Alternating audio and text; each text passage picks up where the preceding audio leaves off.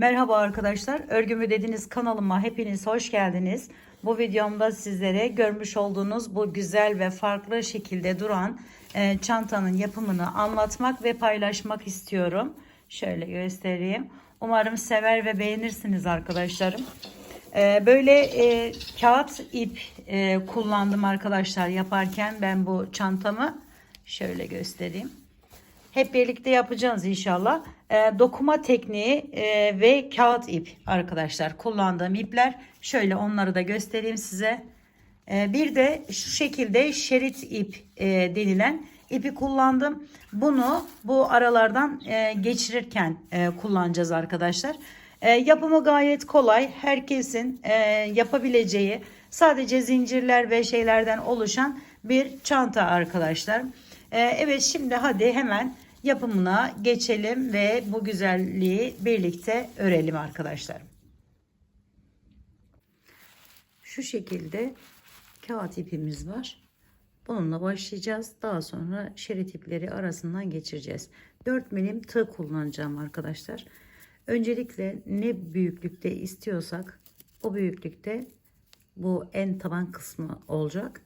O şekilde, yani şu şekilde zincirler çekiyoruz ve çantamızın yapımına başlıyoruz.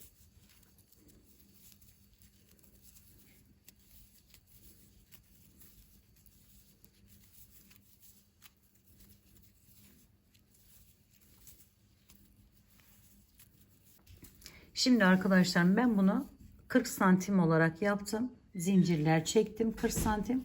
Dediğim gibi bu boyunu alt kısmımız burası olacak. Ne büyüklükte istiyorsanız o şekilde başlayabilirsiniz. Buradan hemen şöyle üzerine alıyorum. Bir tane zincirimi atlıyorum. Burayı zaten atlayacağız. Kenarımız olacak. Şöyle hemen diğerinin içerisinden giriş yapıyorum. Ve çekiyorum arkadaşlar. Tek seferde çakma sık iğne yapmış oluyorum. Bir zincir çektim. Üzerine aldım. Bir tane atlayıp diğer zincirin içerisinden giriş yapıyorum. Ve bağlıyorum. Bir zincir, bir çakma sık iğne, bir tane atlayarak devam edeceğiz. İlk sıramızı.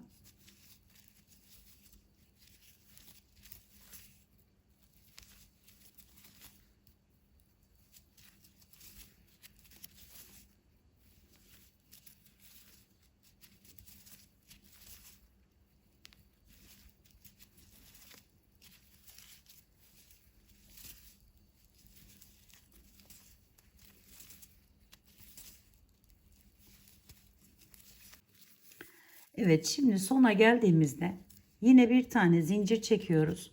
Üzerine alıyoruz. Bu son zincirimizin içerisine bu şekilde giriş yapıyorum. Buraya bir tane çakma sık iğne yaptım. Tekrar bir zincir daha çekiyorum ve aynı yerden bir tane daha çıkartıyorum arkadaşlar. Kenarlarında veya başka bir herhangi bir yerinde dikiş olmadan devam edecek. Bu da bize çok büyük kolaylık sağlayacaktır. Şimdi bakın burayı bu şekilde yaptıktan sonra hemen bakın şu yerden giriş yapıyorum. Şu şekilde çektim. Bir tane zincir çekiyorum. Yine üzerine alıp bir diğerinin hemen karşılık gelen yerinden giriş yapıyorum arkadaşlar bu şekilde. Ve buraya da yine çakma sık iğnemi yapıyorum. Yine aynı şekilde bakın birini atlıyoruz, diğerine geçiyoruz ve bu şekilde buraya çakma sık iğne yapıyoruz.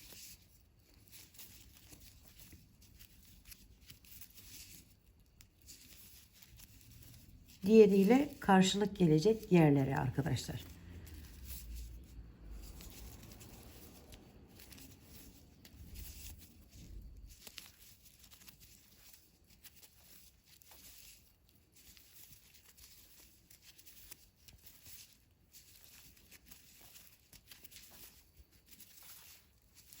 Evet, bu sırayı da dediğim gibi tamamladım bakın. Şimdi yine bu dönme yerine geldik. Yine bir zincir çektim. Bakın şu ortadan, yani şuradan giriş yapıyorum. Bir tane önce yaptım. Sonra bir zincir. Aynı yerin içerisine bir tane daha yapıyorum. Çakma sık iğnemi. Yine bir zincir çekiyorum. Ve bakın ilk başlangıç sıramıza geri dönmüş olduk. Şimdi burada yine bakın şu kısımlardan alarak yaparsanız daha düzgün oluyor. Şöyle giriş yapıyorum ve yine aynı şekilde arkadaşlar hiçbir değişiklik yapmadan bu şekilde devam ediyoruz. Geri dönüş yok. Hep buradan geleceğiz. Yine bu köşeye 2 tane yapıp geri çevirip buradan tekrar üstünden devam edeceğiz arkadaşlar.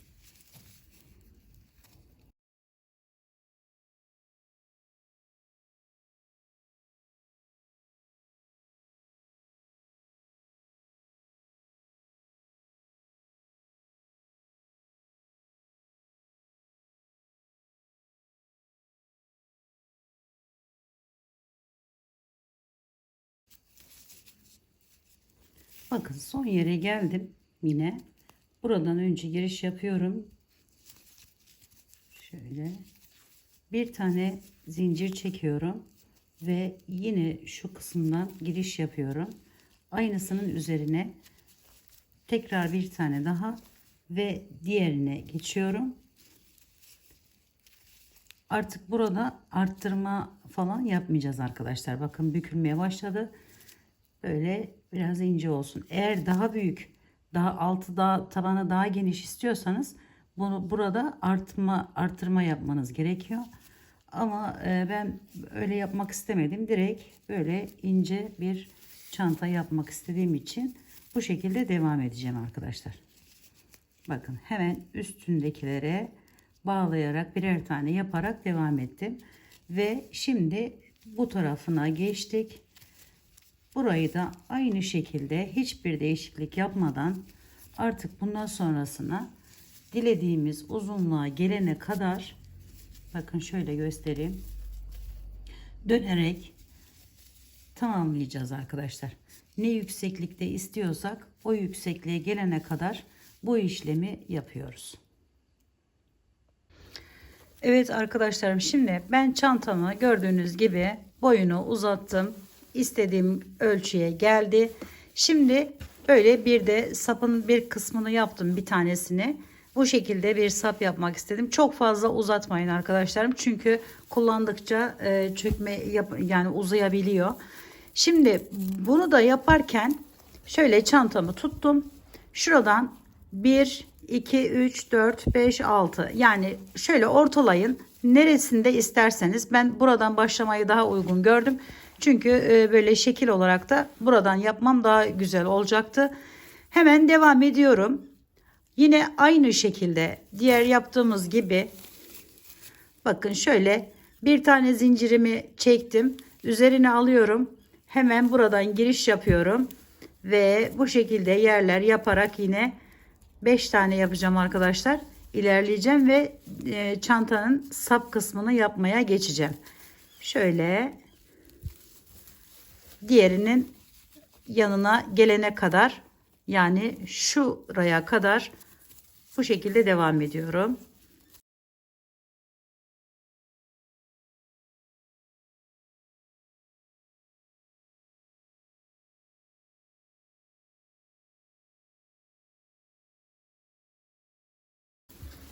Şimdi geldim yine. Bu kalınlığını ne kadar istiyorsanız o kadar yapabilirsiniz. Bir miktar kalın olmasını istediğim için 2-4 tane yer yaptım. 4 tane yine buradan ilerliyorum arkadaşlarım. Şöyle göstereyim.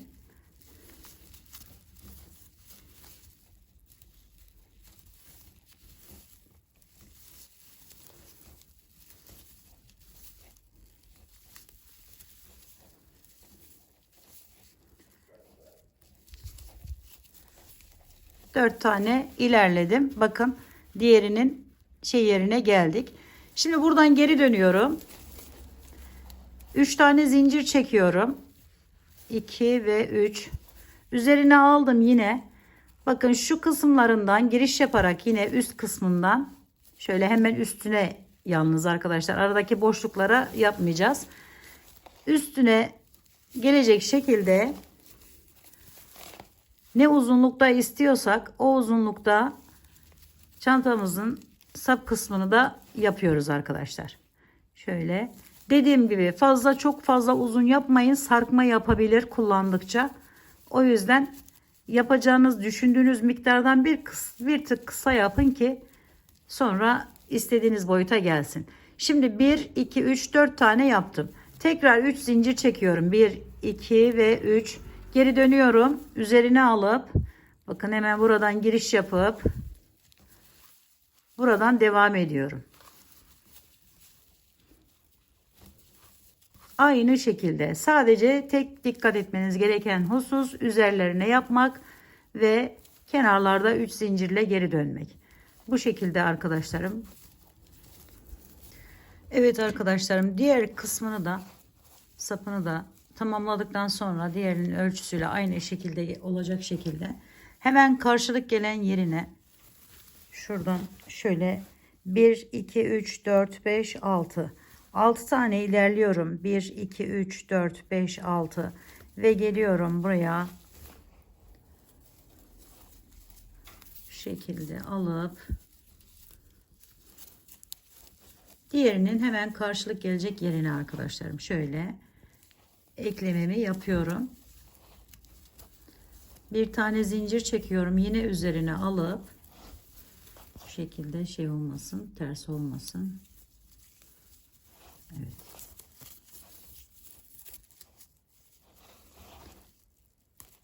Buradan alıyorum.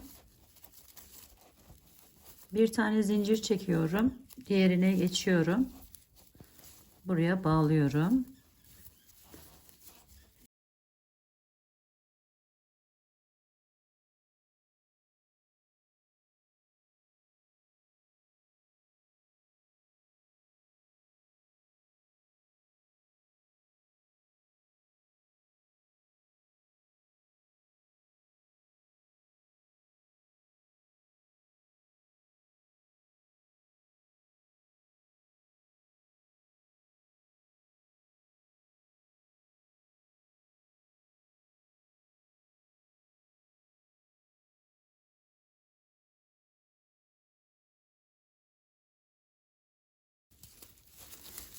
Evet, böylelikle çantamızın sap kısımlarını da tamamlamış olduk arkadaşlarım. Şimdi diğer işleme geçebiliriz. Evet arkadaşlarım, çantamızın bu sap kısmını da bu şekilde tamamladıktan sonra üstündeki işlemelere sıra geldi. Onda şu şekilde rafya böyle şerit ip denilen yine kağıt olan bir ip kullandım arkadaşlar yaparken. Şu şekilde bir tığ iğnem var. Yani arkası delikli bir tığım var arkadaşlar. Bunu bulamazsanız şayet yoksa iğne yardımıyla da yapabilirsiniz. Buna bu ipi 2 kat olarak geçiriyorum. Şöyle birazcık hani şey yapın, ben biraz kısa tuttum ki daha rahat gösterebilmek amaçlı. Şimdi bununla dokuma tekniği kullanarak dokuyacağız arkadaşlar. Bu delik yapmıştık zaten. Şimdi şöyle göstereyim. En alttan başlıyoruz. Şöyle birini alttan birini üstten şeklinde bakın şöyle. Diğer tarafa geçmeyecek arkadaşlarım bu. Şöyle açayım. Bakın şu iç kısmında kalacak. Buralardan bu şekilde giriş yapıyoruz. Çekiyorum.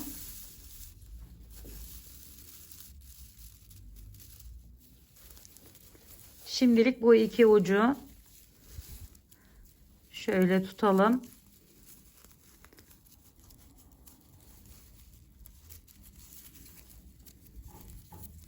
Şöyle önce bir düğüm atalım arkadaşlar ki çıkmasın.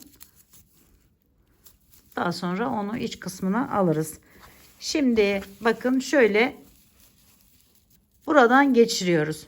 Zaten böyle şerit halinde olduğu için kapatıcı özelliğini de bu şekilde kullanmış oluyoruz. Bunu da böyle yapalım. İlk sırayı yaptıktan sonra